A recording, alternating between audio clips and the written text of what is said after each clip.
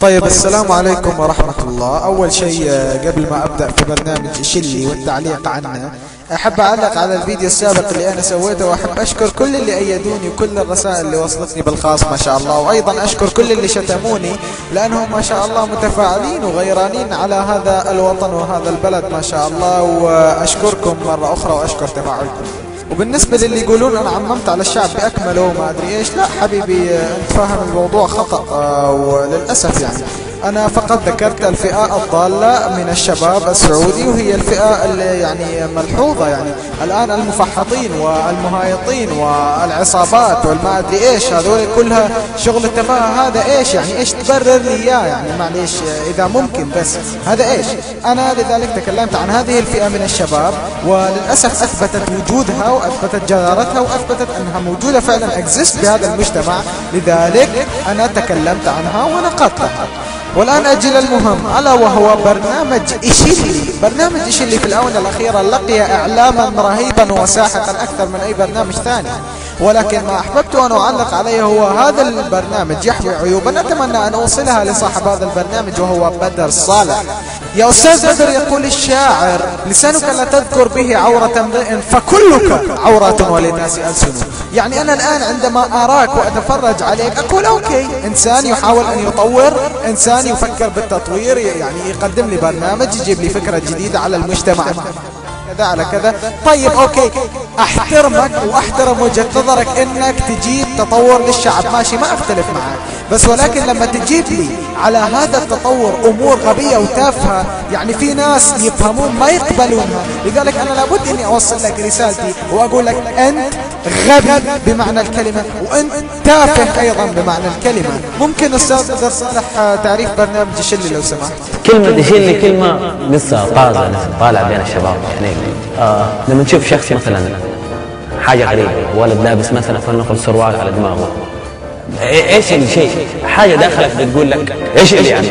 طبعا جميل جدا التعريف، هذا كان في الحلقة الأولى، وأيضا بنفس الحلقة وفي كل حلقة من برنامج شلي يوجد ديسكريبشن. الديسكريبشن هذا مكتوب فيه تعريف أصح لبرنامج شلي والغرض منه، وهو برنامج يهدف إلى تطهير اليوتيوب من السخافات والسماجات وما إلى ذلك. نعم، جميل جدا. أخي الفاضل بدر صالح، يعني قصدك عندما تتكلم عن التفاهة هل هو بهذا الشكل؟ يعني قصدك وشلي يا جماعة.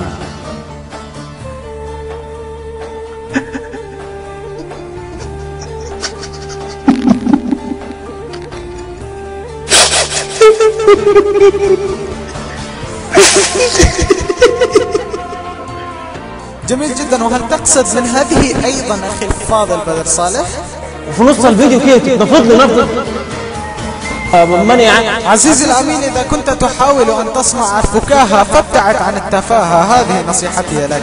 فانظروا إلى هذا المشهد الذي أتفه من التفاهة، وانت حبيبي فالم كده وانت ماسك هذا ما تحاول تطهيره يا أستاذ بدر؟ هذا اللي تبي تطهر اليوتيوب منه؟ طيب ليش يعني ما أدري أنا، في يقول لك مثل أو بيت شعر قديم، يعني يقول لك نعيب زماننا والعيب فينا، فما لزماننا عيب سوانا. يعني أنت لما تطلع في نفسك وطالع في نفسك، أنت إيش في نفسي أنا أطالع فيه قبل ما أطالع على الناس، بعدين أجي وأعيب أو أستهزئ أو أتمسخر عليهم.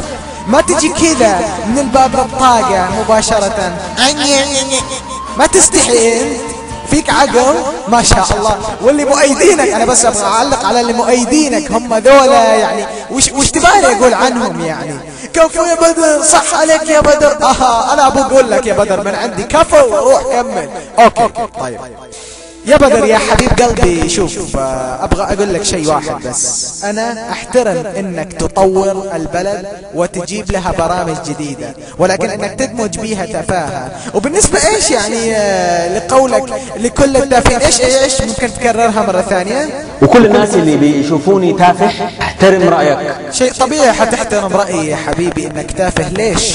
لأن باحترامك لرأيي هذا أكبر اعتراف وأكبر دليل على إنك تافه. وأعزائي المستمعين، فاصل ونواصل معكم.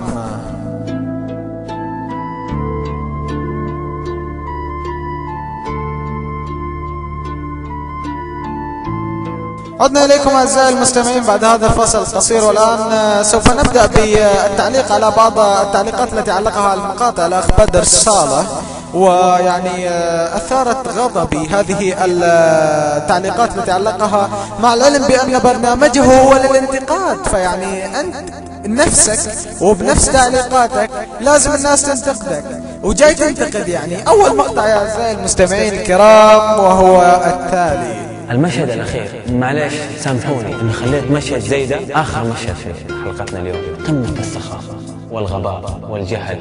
شوف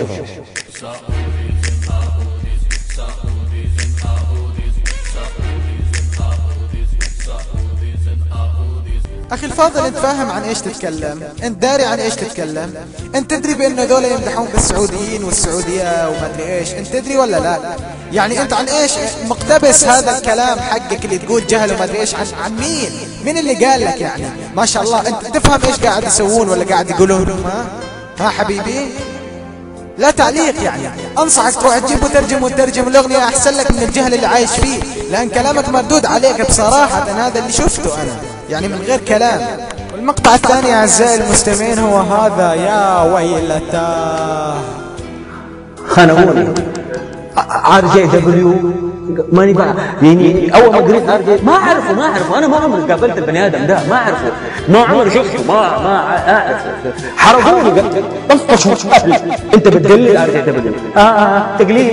تقليد. انا ما اعرف ايش لازم اسوي عشان ما اصير بالبلد.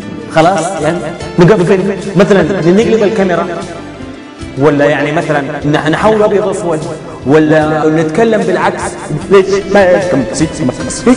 لو على فكره اللي قلته قبل شويه ده مو عربي، بالموزمبيقي، عشان ما يصير قلودي.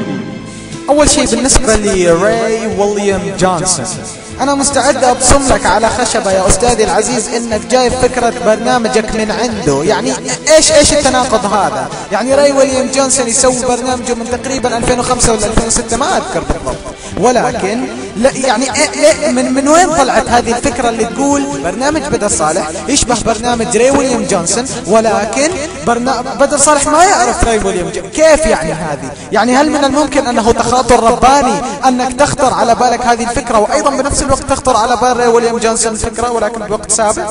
يعني إيش هالتناقض اللي فيك هذا؟ ما أعرفه، شيء طبيعي ما تعرفه هو وين وأنت وين، ولكن تشوف فيديوهاته عشان ما تقدر تقول أنت ما تعرفه. شايف فيديوهاته خلاص نسوي نفس الفكرة. طيب يا أخي في شيء اسمه إبداع، في شيء اسمه ابتكار، في شيء اسمه كذا كذا كذا. وين هذا؟ تبى طور بس مو في التقليد، مو تصير قلودي زي ما توصف نفسك. لا ما يصير كذا يا حبيبي. وبعدين ايش كلامك عنه؟ لا مو بالعربي، بالموزمبيقي وما ادري ايش، انه انت معصب وانه انت خلاص تفجرت وخلاص الحياة راحت وابغى انتحر وابغى ما ادري ايش. صح يا حبيبي؟ ها يعني والله ما اعرف اعلق الا اني اهدي سلامي لجناب المكشكش اللي قلدك ايش هذه الكلمة؟ حشك. اللي حشك واللي هو والقهوجي اللي جنبه. سبحان الله. المقطع التالي يا أخي الفاضل يدل على التخلف ولا يدل على أنك تريد أن تحش كما تقول. المقطع الأخير مقطع مليء بالإشكاليات، لذيذ يعني يستاهل المشاهدة، فحبيت إن اللي ما شاف الفيديو يشوفه، واللي شافه يشوفه، واللي ناوي يشوفه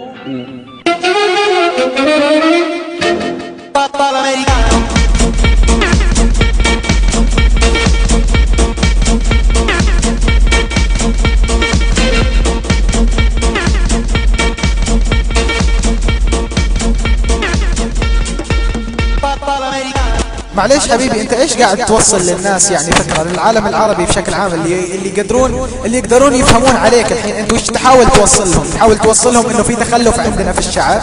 هذا اللي تبي توصل لهم اياه؟ ها يعني هذه فكرتك ولا انت ايش يعني تبي بس تقول لنا يا حبيبي هذه عادات وتقاليد، انت تقولها للناس على انها جهل، تنقلها للناس على انها غباء، تقول مليان اشليات. يعني ايش اشليات يعني؟ وش دخل الاشليات يا حبيبي؟ انت وين قاعد؟ لا معليش انت فاهم الطريق غلط الحين، يعني لازم لك تصحيح معليش. في النهاية يا حبيبي يا بدر اتمنى انك ما تكون انزعجت او صار لك ازعاج من هذا المقطع، بس حبيت احطك في الصورة اللي انت تحط فيها الضحايا حقك. اوكي فأشعر بألمهم أو أشعر بأنه تم تعبيرك من قبلهم. أو أيضا أعتذر للشباب اللي جرحت مشاعرهم وسينزعجوا من هذا المقطع، والرجاء لا أحد يأخذ كلامي على محمل الجد، لأن صدقوني أنا فقط عبرت عن رأيي، وفي ناس مثلي يشوفون نفس ما أنا أشوف، فلذلك لا أحد يضوج أو ينقهر. وأعتذر لكم مرة أخرى، والسلام عليكم ورحمة الله وبركاته.